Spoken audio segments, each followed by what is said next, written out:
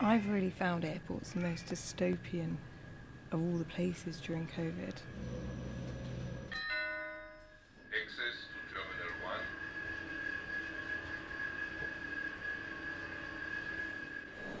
It's like the airport is literally gathering dust.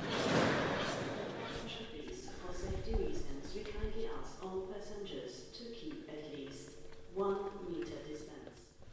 They keep playing these audio messages saying that you have to stay 1 metre away from all the other passengers.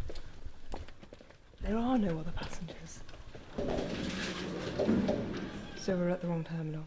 And that is not uncommon, to arrive at an airport and find out that the terminal that your ticket says your flight leaves from is in fact closed. So everything is shut, all the normal duty-free shops and the cafes completely closed up. They're places that you remember and you're used to being so busy. It just clashes completely with what your experience of something was before.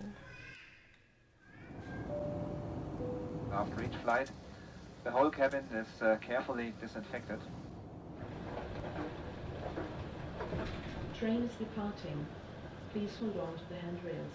This is one of the busiest airports in the world normally, and again it's just completely shut up.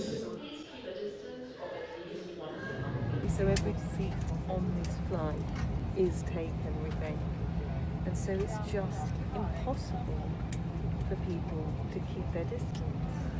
You're in a confined space, sitting next to people for a long period of time. You can't move.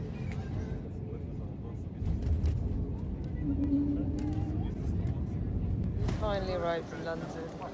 What just should be a couple of hours from Vienna has probably taken about 8.